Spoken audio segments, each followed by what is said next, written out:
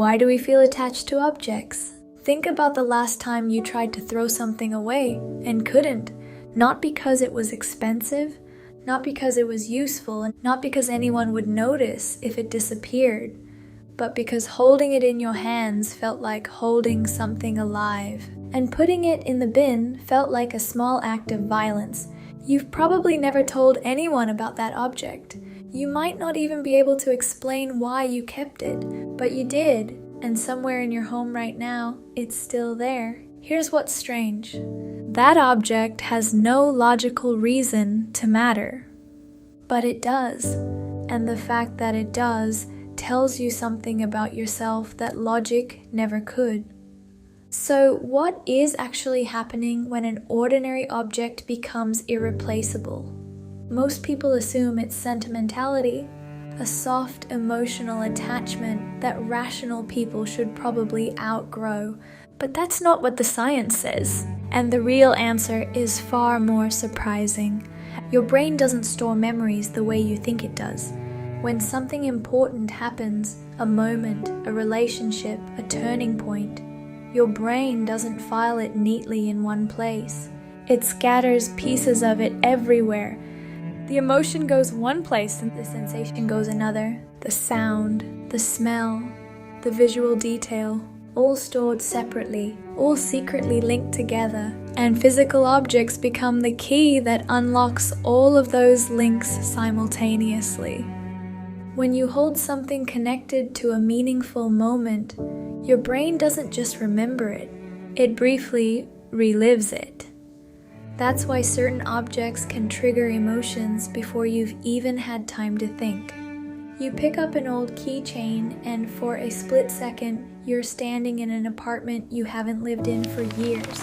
You unfold a faded concert ticket and suddenly remember the weather, the walk home, the conversation that lasted until midnight.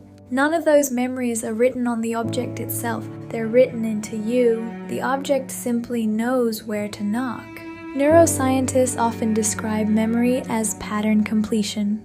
Give your brain one familiar piece of an experience, and it quietly reconstructs the rest, like recognizing an entire photograph from a single corner. A tiny object can become that missing piece, small enough to fit in your pocket, powerful enough to unlock years of your life. Not completely, not perfectly, but enough to feel real, enough to feel like the past is suddenly very close. That old mug isn't just a mug. That jacket isn't just a jacket. They're portals. Every time you encounter them, your brain quietly pulls up everything attached to them. The feeling, the person, the version of your life that existed in that moment, which is why throwing them away doesn't feel like decluttering. It feels like choosing to forget. But here's the part most people never think about. Not all objects carry this weight.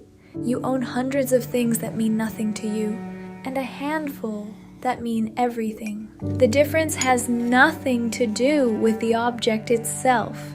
It has everything to do with what was happening when it entered your life. Objects absorb meaning from the emotional intensity of the moment they were present for. A gift given during one of the hardest years of your life carries something very different from a gift given on an ordinary Tuesday.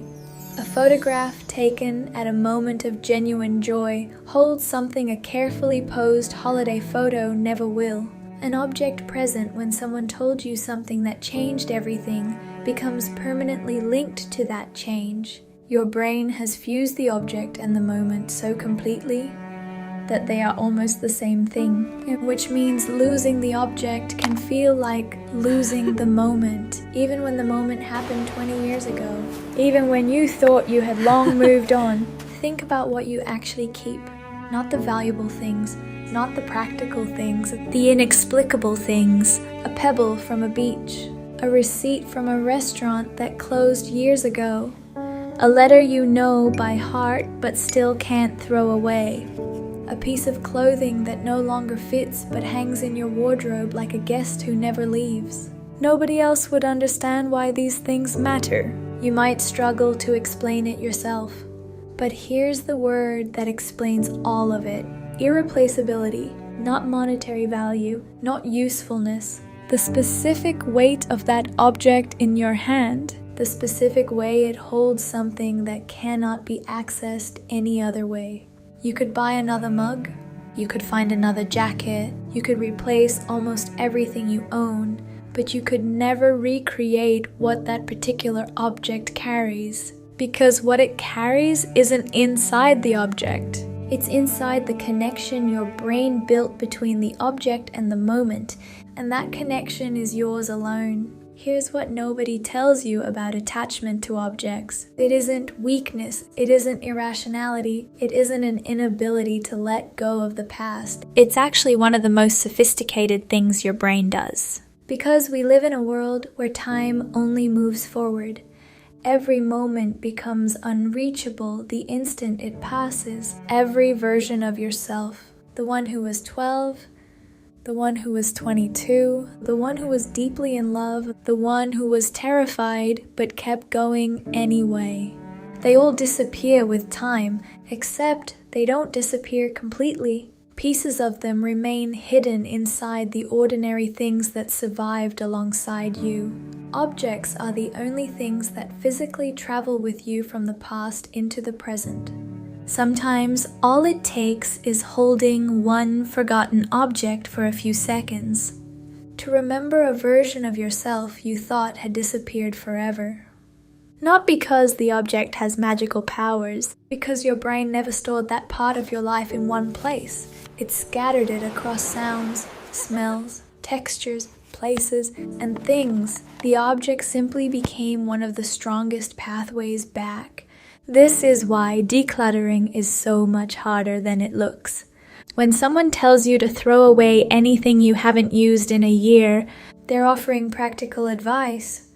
But what you're actually being asked to do is decide whether you're ready to loosen a thread connecting you to part of your own story.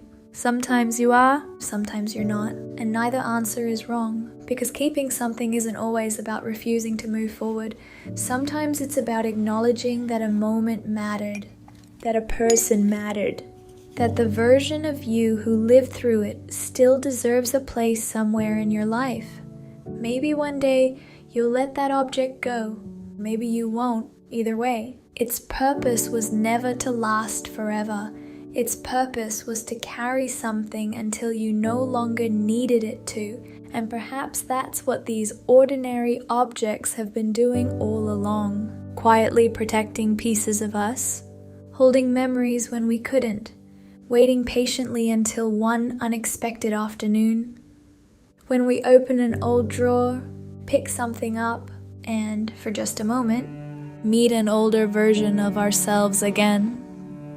An ordinary object, doing something extraordinary. If this made you think of something sitting somewhere in your home right now, a like tells us to keep going. So, what's one object you own that nobody else would understand?